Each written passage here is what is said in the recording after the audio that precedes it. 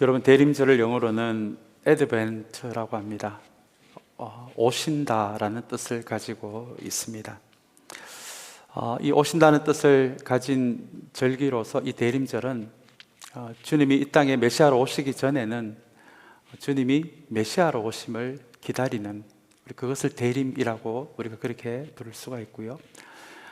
이제 주님의 재림을 기다리는, 다시 오심을 기다리는 우리에게도 이 대림절, 애드벤트, 오신다라는 그 마음으로 주님을 기다리는 것이 바로 대림절의 의미입니다.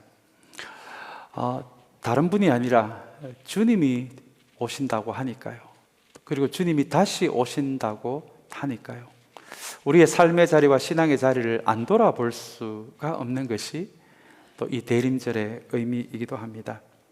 그래서 이 한 달간 주님의 오심을 기다리는 이 한 달은 그저 우리 즐거운 성탄이 다가오기만을 기다리는 시간이 아니라 주님의 오심, 주님의 다시 오심을 기다리면서 우리의 신앙의 자리, 삶의 자리를 돌아보며 우리가 무엇을 고쳐야만 할까?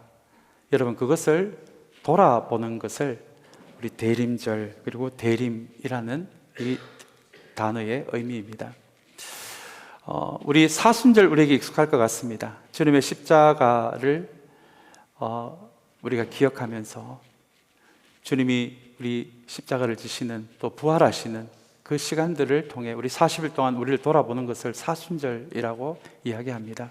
그러고 보니 대림절과 사순절이 많이 우리를 돌아본다는 측면에서는 많이 닮았습니다. 그래서 많은 영성가들은 이 대림절을, 주님의 오심을 기다리는 대림절을 12월의 사순절이라고도 부르는 이유가 바로 여기에 있습니다. 오늘부터 2024년 우리 대림절, 오늘 첫 번째 주일로 주님께 예배로 나아가는데요.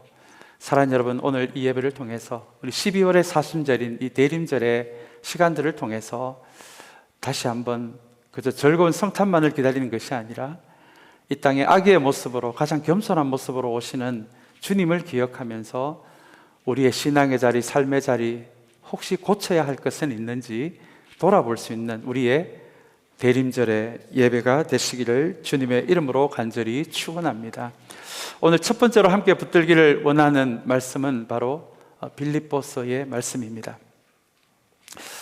이 빌립보 교회는요, 빌립보서가 전해진 이 빌립보 교회는 바울이 유럽에서 첫 번째로 세운 교회이기도 합니다. 이 교회에 관련된 소식을 지금 로마에 있는 감옥에서 바울은 듣게 됩니다. 이 교회가 참 아름다운 모습도 많이 있는데 최근에 어떤 일을 통해서 그렇게 별일, 큰 일도 아니었는데 교인들의 마음이 나누어지고 있다는 소식을 바울은 로마에 있는 감옥에서 듣게 됩니다.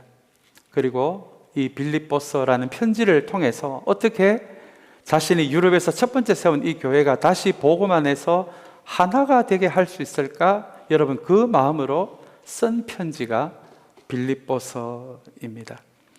오늘 우리 그런 전체적인 배경을 가지고 오늘 이 말씀을 통해, 그리고 이 말씀에서 바울 사도가 이야기하고자 하는 주님의 겸손을 통해 다시 한번 대림절, 우리 주님의 오심을 기다리는 우리 뜻깊은 우리 첫 번째 우리 대림절 예배가 되시기를 간절히 소망합니다. 우리 먼저 1절의 말씀을 한번 읽겠습니다. 굉장히 의미가 있는 말씀인데요, 우리 함께 읽기를 원합니다. 그러므로 그리스도 안에서 여러분에게 무슨 격려나 사랑의 무슨 위로나 성령의 무슨 교제나 무슨 동정심과 자비가 있거든, 이라는 말씀입니다. 우리 이어서 2절의 말씀도 한번 같이 읽어볼까요? 2절의 말씀도 같이 읽겠습니다. 여러분은 같은 생각을 품고 같은 사랑을 가지고 뜻을 합하여 한 마음이 되어서 내 기쁨이 넘치게 해 주십시오. 2절에서 왜 바울이 이렇게 말하는지는 알 것 같습니다. 우리 빌립보 교회에 별일 아닌 것으로 마음이 조금씩 갈라지고 있는 그런 상황이 있었기에 2절에서 바울은 같은 생각, 같은 사랑을 품고 그렇게 교회를 다시 한 마음이 되어 잘 갖고 가십시오라고 그렇게 이야기를 하고 있습니다. 그런데 여러분, 우리가 조금 전에 읽은 이 1절은 무슨 말입니까? 제가 다시 한번 읽겠습니다. 그리스도 안에서 여러분에게 무슨 격려나 사랑의 무슨 위로나 사랑의 무슨 교제나 무슨 동정심과 자비가 있거든 이라고 바울은 이렇게 이야기를 합니다. 여러분, 이게 무슨 의미입니까? 물론 교회는 서로 다른 사람들이 모여 있고 생각이 달라서 때로는 성숙하지를 못해서 의도하지 않게 서로에게 상처를 주고 받을 때도 있습니다. 그런 일들이 있어서 별것 아닌 걸로 지금 빌립보 교회에 무슨 약간의 나눔이 사람과 사람 사이의 나뉘어짐이 시작된 것처럼, 물론 그런 일들이 교회에서 벌어지고 있지만 바울은 1절의 말씀을 통해서 그 작은 일에 집중하기보다 너희들이 서로 갈라지게 만드는 그 작은 별것 아닌 일에 관심을 가지기보다 1절에서 이야기하는 이런 일들이 혹시 너희 공동체 안에서 일어나고 있다면 이것이 하나 되고 있는 증거라는 이야기를 먼저 바울은 들려줍니다. 여러분, 이거 굉장히 중요한 이야기입니다. 사람이 살아가다 보면, 서로 다른 사람이 모여가다 보면 교회는 갈등이 있을 수밖에 없습니다. 그러나 그 작은 갈등에 초점을 맞추기보다 1절에서 내가 이야기하는 이런 일들이 현재 너희 공동체 안에서 벌어지고 있다면 이것은 너희가 지금 하나가 되고 있는 증거야. 하나가 되고 있다는 증거야. 그래서 이 일들이 먼저 너희 교회 안에 일어나고 있는지를 먼저 보라고 초점을 바꾸어 줍니다. 여러분, 어떤 증거를 바울은 이야기하고 있습니까? 우리 1절을 다시 보시면 예수님 안에서 서로를, 그리스도 안에서 서로를 격려하는 그런 격려의 삶이 여러분들에게 있다면 이라고 먼저 이야기합니다. 여러분, 성경이 이야기하고 있는 격려는 그저 잘 될 거야 라는 정도가 아닙니다. 성경이 이야기하고 있는 격려는 그 상대방에게, 상대방이 보고 있지 못하는 그 은혜가 여러분에게, 너에게 흐르고 있다는 것을 상기시켜 주는 것을 의미합니다. 여러분, 내가 잘 보지 못했던 그 은혜가 나에게 흐르고 있구나라는 것을 깨닫게 될 때 사람은 힘을 얻게 되어 있습니다. 만약에 너희 빌립보 교회 안에 그리스도 예수 안에서 서로에게 은혜를 상기시켜주고 은혜를 기억시켜주는 격려가 있다면 너희 그 작은 일에 초점을 맞추지 말고 이미 너희는 하나가 되고 있다는 것을 기억하라 라는 의미가 여러분에게 무슨 격려나라는 말씀의 의미입니다. 이 말씀에 이어서 사랑의 무슨 위로나입니다. 만약에 여러분들의 공동체 안에 사랑 안에서 함께 해주는 격려가 있다면 이라는 말씀입니다. 여러분, 성경이 이야기하는 위로죠. 예, 위로는 그 아픔을 당하고 있는 사람 옆에 함께 서 있어준다는 의미가 있습니다. 그렇다면 너희들을 나뉘게 하는 작은 일에 초점을 맞추지 말고 정말 빌립보 교회 너희 공동체 안에 어려운 일을 당한 사람이 있을 때 그 사람 옆에 누군가가 서 있어주는 그 일들이 여러분들 눈에 보인다면 너희 교회는 지금 하나 되고 있는 그 과정에 있는 거야. 그렇게 바울은 격려를 합니다. 그 다음 표현도 놀랍습니다. 성령의 무슨 교제나입니다. 만약에 너희 공동체 안에 성령님에 대해 나누고 내가 경험한 성령님에 대해서 함께 나누고 우리 교회에서 일하고 계시는 내가 경험한 성령님에 대해서 함께 나누는 성령님에 대해서 함께 나누는 교제가 있다면 그것도 너희 교회가 지금 하나가 되고 있다는 증거다라는 말씀으로 바울은 세 번째 이 하나됨의 마크, 증거를 이야기해 줍니다. 마지막으로 무슨 동정심과 자비, 이 두 단어는 공감을 이야기합니다. 상대방의 그 아픔을 봤을 때 그게 내 아픔으로 다가오고 상대방이 어떤 슬픔에 잠겨 있을 때 그 슬픔이 나에게 슬픔으로 다가온다면 이 네 가지가 여러분들 안에 공동체에서 일어나고 있다면 2절의 말씀, 그러면 이것이 하나 되고 있다는 증거니 같은 생각을 품으십시오. 같은 사랑을 가지십시오. 뜻을 합하여 하나가 되십시오 라고 그렇게 바울은 가르쳐 줍니다. 여러분, 신앙은 초점의 싸움입니다. 우리를 힘들게 하고 우리를 나뉘게 하는 것에 초점을 맞출 것인지, 우리를 하나 되게 하는 일에 초점을 맞출 것인지, 신앙의 초점이 어디에 잡혀 있느냐에 따라 결과는 달라질 수밖에 없습니다. 오늘 작은 틈이 생긴 빌립보 교회에게 오늘 먼저 이야기하고 있는 이 1절의 말씀을 기억하시면서, 사랑하는 여러분, 우리 안에 예수 그리스도 안에서 서로에게 힘을 주는 격려, 힘든 사람 옆에 함께 서 있어주는 우리 위로, 성령님을 통한 교제, 그리고 다른 사람의 아픔과 상처에 공감할 수 있는 그 마음이 우리 안에 넘쳐나기를 주님의 이름으로 축원합니다. 그렇다면 그것은 우리 참사랑교회가 하나가 되고 있다라는 증거가 될 것입니다. 우리 2장 3절의 말씀 한번 볼까요? 우리 2장 3절 말씀 우리 한번 같이 읽겠습니다. 무슨 일을 하든지 경쟁심이나 허영으로 하지 말고 겸손한 마음으로 자기보다 서로 남을 낮게 여기십시오라는 말씀입니다. 3절에서 바울은 그렇지만 우리의 연약함 때문에, 우리의 부족함 때문에 때로는 교회 안에서 사람과 사람이 나뉘어질 수밖에 없는 일들이 벌어지는데, 가장 사람을 나뉘게 하는 그 두 가지를 경쟁심과 허영이라고 바울은 그렇게 이야기를 합니다. 여러분, 경쟁심과 허영의 공통점은 자기중심성입니다. 나만 생각하고 나만 보고 있을 때 우리 안에 생길 수밖에 없는 두 가지 마음이 경쟁심과 허영입니다. 여러분, 경쟁심이 어떤 마음인지 여러분 알고 계십니까? 경쟁심이라는 마음의 핵심은 내가 너보다 더 낫다라고 하는 마음입니다. 교회에 여러 가지 모임이 있습니다. 적어도 우리 모임이 너희 모임보다 더 낫다라는 마음을 가지는 것을 여러분 경쟁심이라고 이야기합니다. 여러분, 경쟁심을 가질수록 어떤 현상이 우리에게 나타나는지 아십니까? 무엇인가 내가 너보다 낫고 우리 그룹이 너희 그룹보다 낫다라고 하는 이 마음은 결국은 하나님의 인정이 아니라 사람의 인정에 목말라 하는 그 목마름이 더 깊어질 수밖에 없는 마음의 상태가 경쟁심이라는 마음입니다. 허영이라는 단어는 더 재밌습니다. 이 한자로 보니까요, 허자는 비어있다는 뜻이고요, 영자는 화려하게 피어있다라는 뜻이더라고요.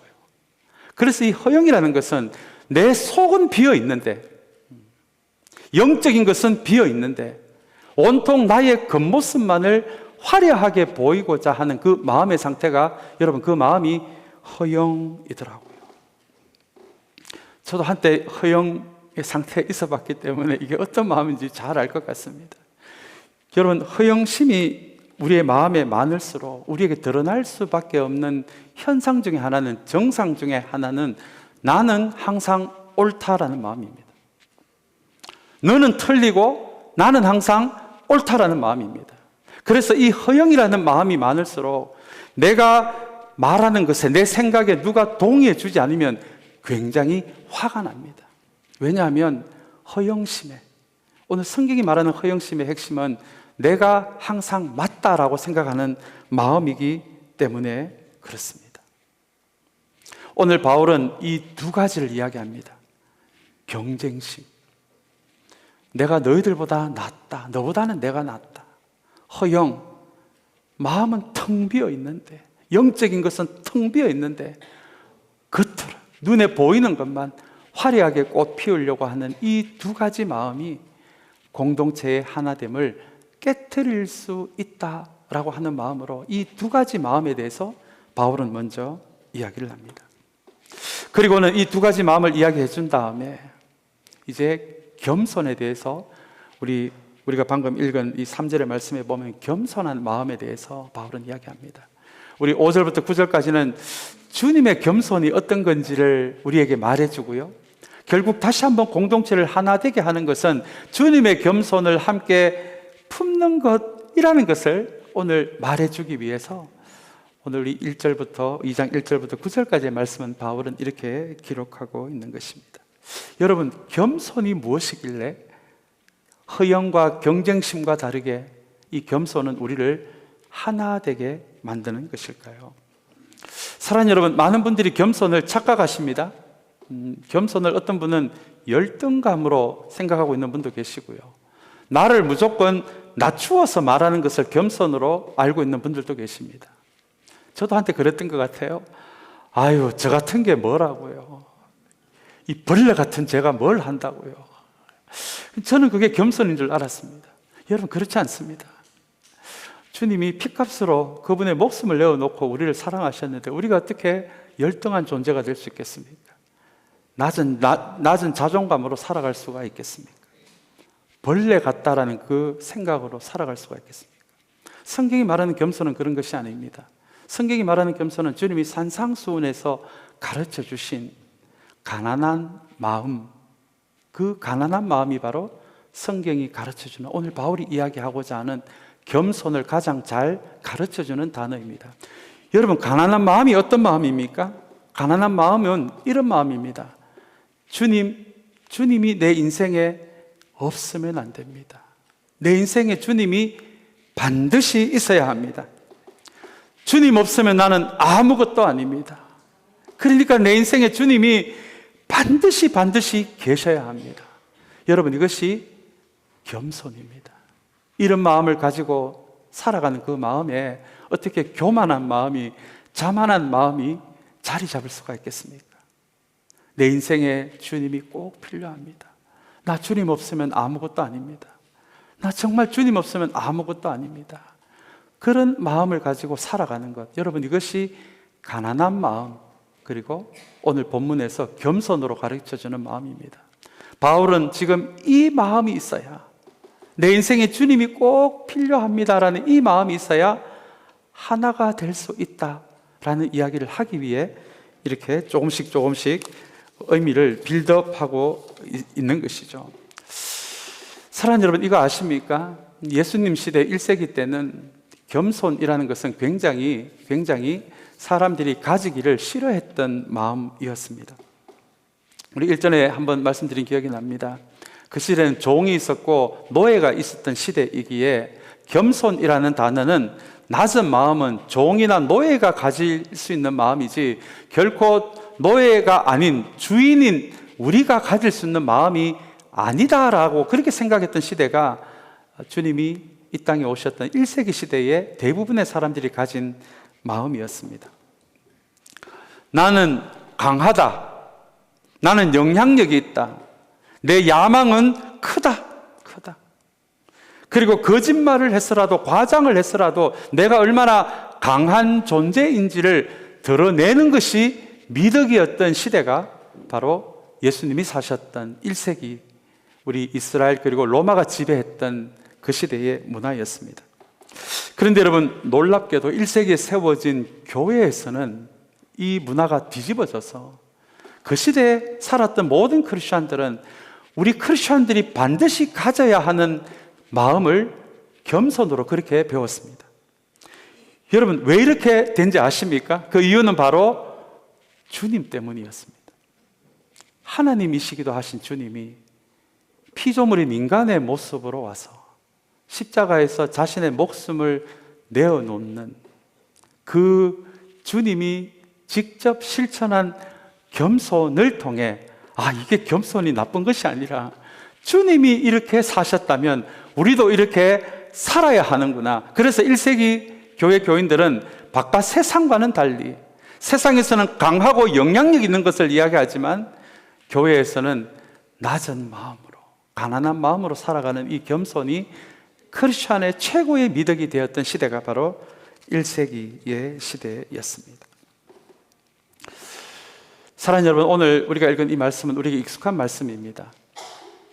이 말씀의 내용 이전에 우리가 성경을 읽으면서 한 가지 기억해야 할 것은, 이렇게 말씀하신 분은 누구시고 이렇게 사신 분은 누구신가라는 관점입니다. 여러분, 성경은 우리에게 조금 더 착한 사람이 되라라고 이야기하지 않습니다. 만약에 예수 믿는 목적이 조금 더 착한 사람이 되는 것이라면 이 성경은 그저 도덕책에 불과할 것입니다. 진리가 아니라 윤리책에 불과할 것입니다. 그러나 성경은 우리가 주님이 돌아가신 거 너희가 조금 더 착한 사람이 되기 위한 것이야 라고 말하지 않고, 주님이 어떻게 사셨는지, 주님이 어떻게 말씀하셨는지를 성경은 우리에게 보여줍니다. 닮아가라는 의미입니다.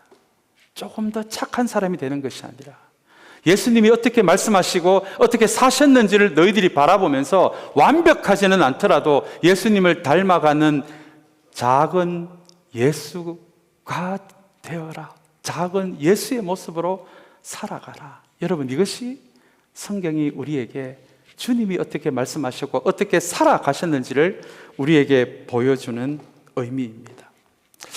오늘 우리 이 말씀을 대하시면서 사랑하는 여러분, 주님이 이렇게 겸손하셨으니 우리도 겸손을 배워야지 정도가 아니라 주님이 이렇게 겸손하게 십자가를 지셨다라고 하는 모습을 통해서 우리도 주님의 겸손을 배우고 실천하는, 조금 더 착한 사람이 되라라는 것이 아니라 우리 모두가 말씀과 성령의 도움으로 이 땅의 작은 예수의 모습으로 살아가라라고 하는 것이 오늘 이 말씀이 우리에게 주시는 우리 핵심 의미라는 것을 다시 한번 기억하는 우리 모두가 되시기를 간절히 소망합니다.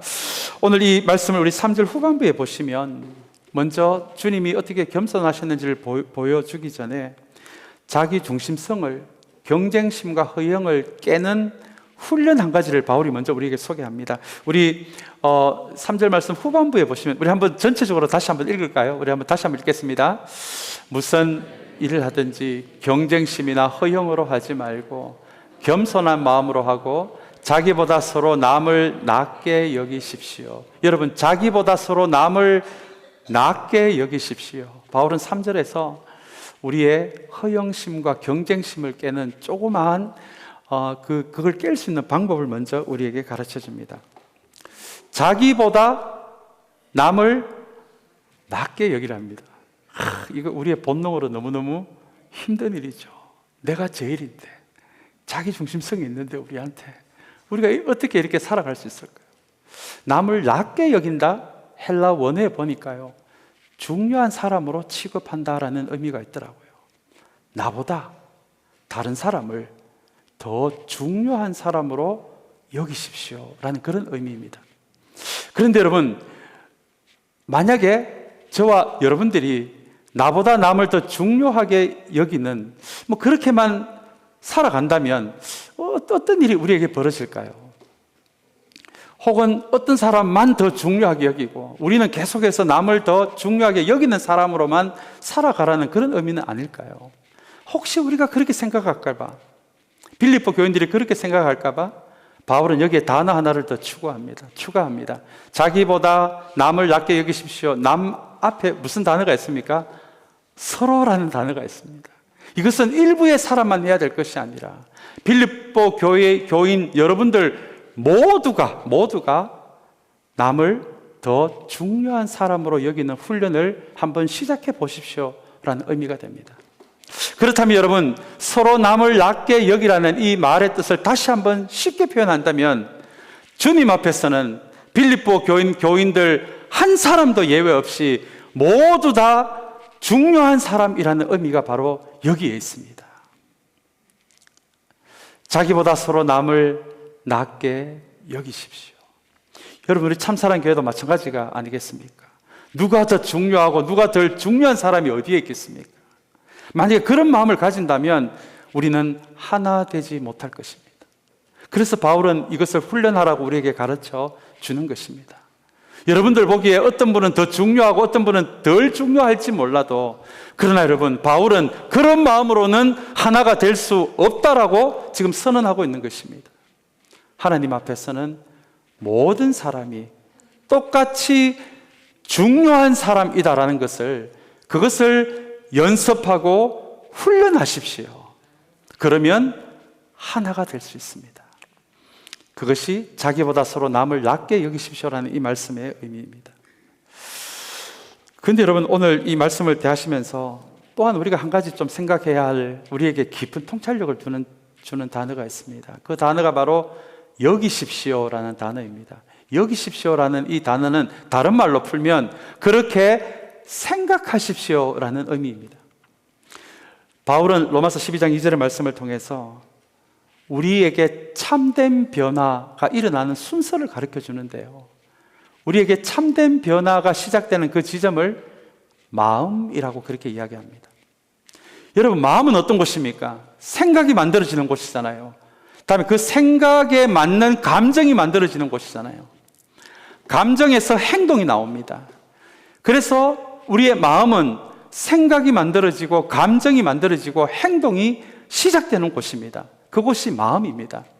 그래서 바울은 우리에게 일어나는 참된 변화는 다른 어떤 것에서 일어나는 것이 아니라 생각이 만들어지고 감정이 만들어지고 행동이 시작되는 마음에서 우리의 참된 변화가 시작되어야 한다라고 그렇게 로마서 12장 2절에서 말하고 있는 것입니다. 여러분, 이게 무슨 뜻입니까?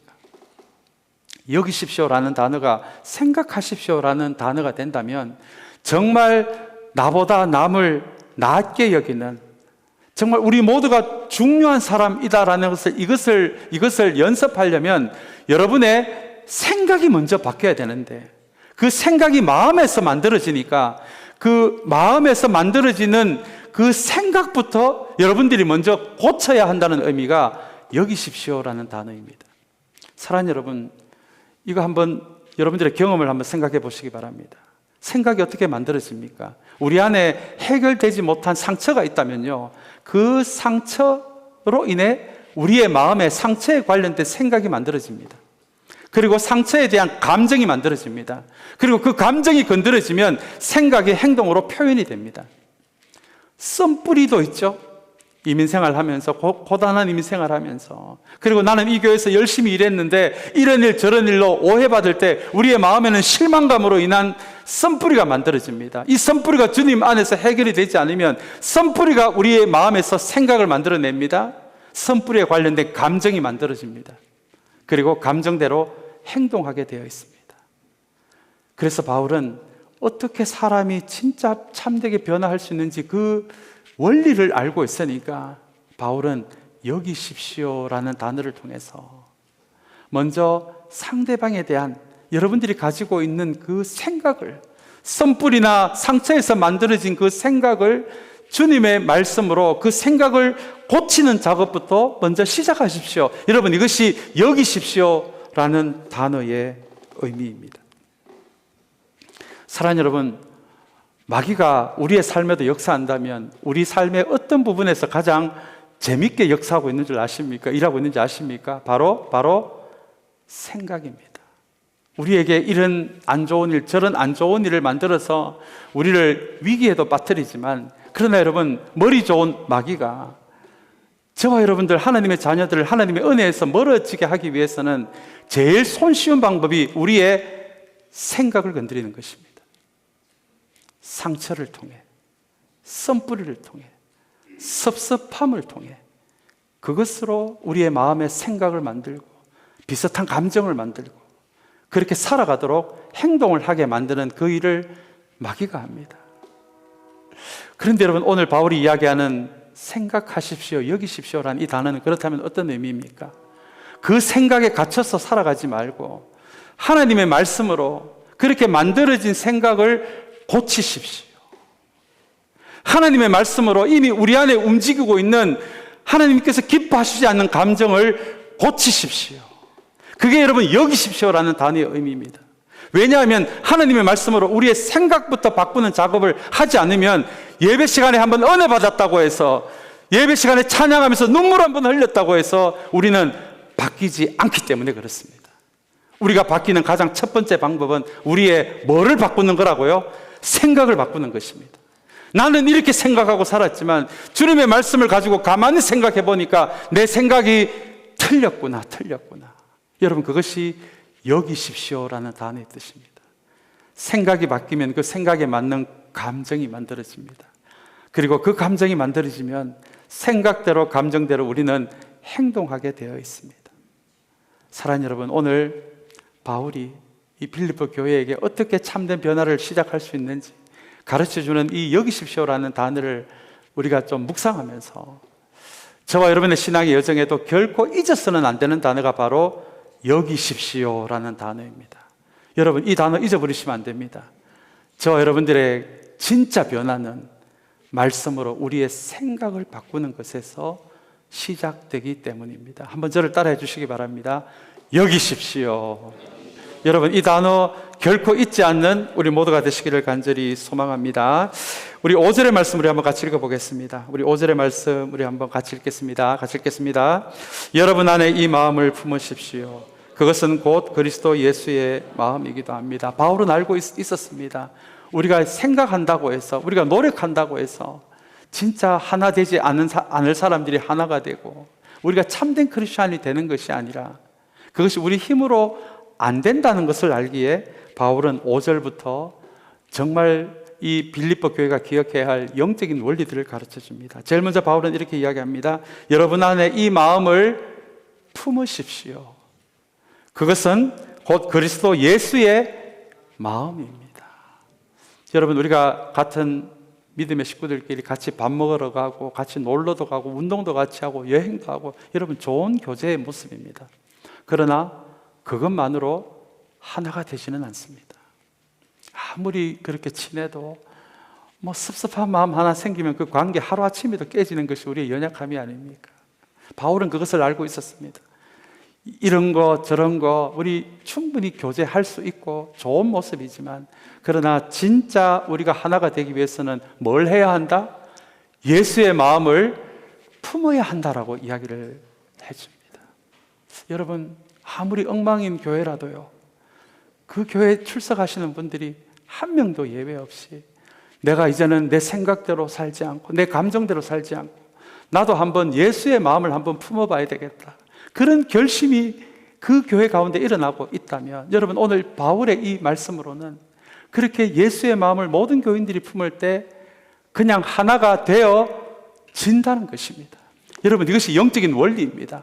우리 힘으로 열심히 하는 것이 아니고요, 성경이 가르쳐주는 영적인 진리대로 살아가면 그 결과는 그냥 되어지는 것이지, 우리가 죽으라고 열심히 노력해야 뭔가 될 수 있다라고 성경은 우리에게 그렇게 가르쳐주지 않습니다.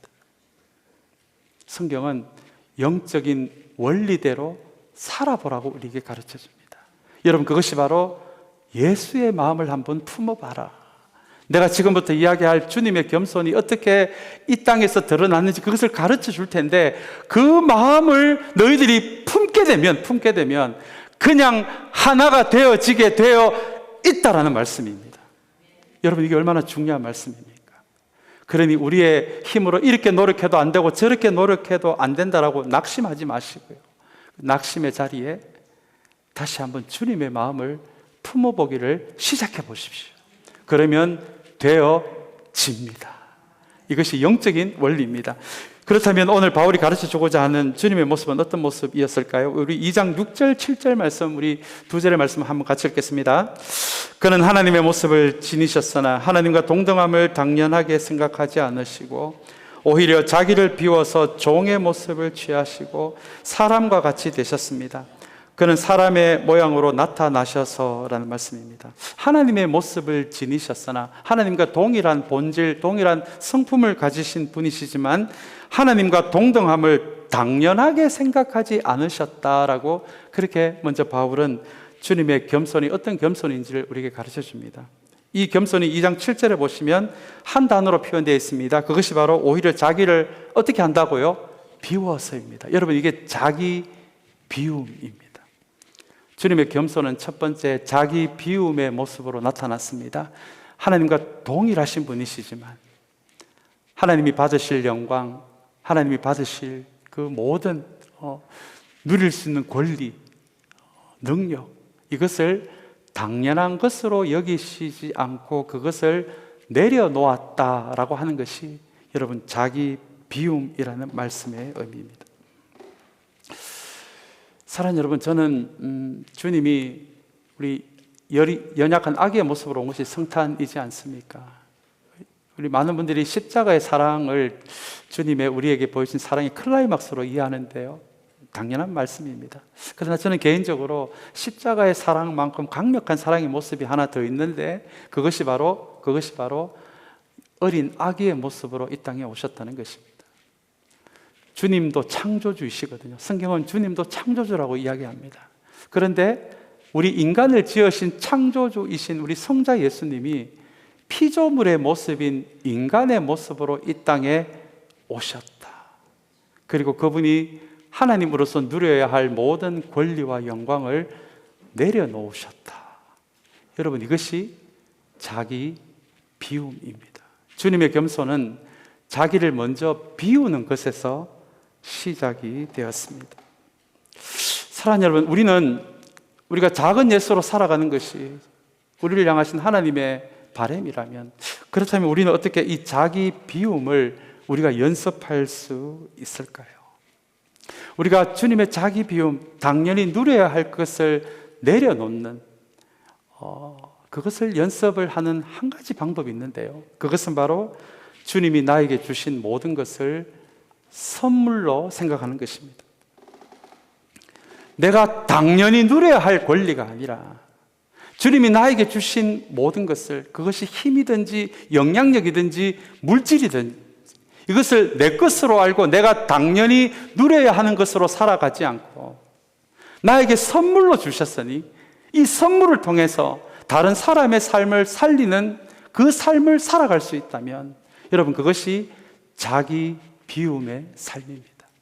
내 안에 있는 것을 나의 것으로 당연하게 여기지 않고 주님처럼 우리를 살리기 위해 주님이 가질 수 있는 모든 영광을 내려놓은 것이 자기 비움이라면, 우리도 우리에게 하나님이 주신 것을 내 것으로 알고 당연하게 살아가는 것이 아니라 선물로 알고 주님이 나에게 선물이 되신 것처럼 나도 누군가의 선물이 되는 삶을 살아가는 것을 연습한다면, 여러분, 그것이 자기 비움을 연습하는 것입니다.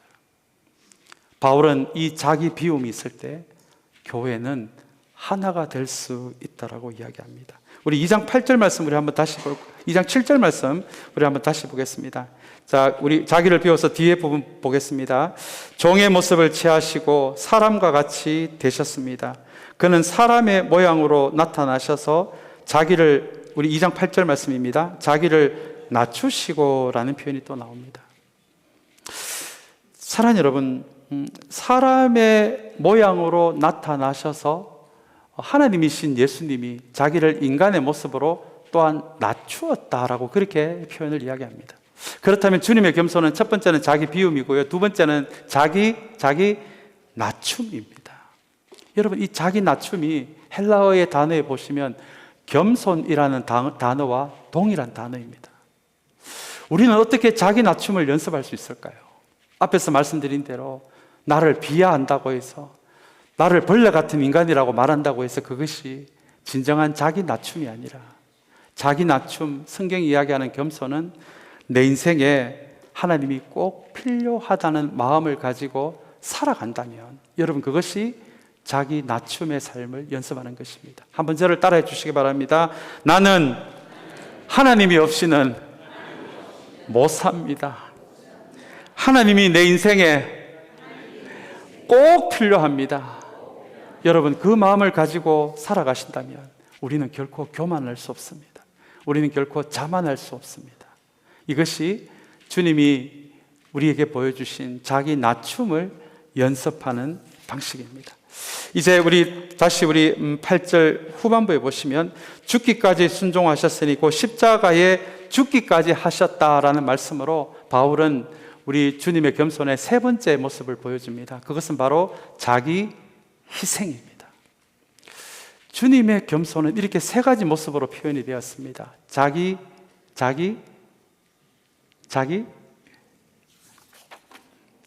비움.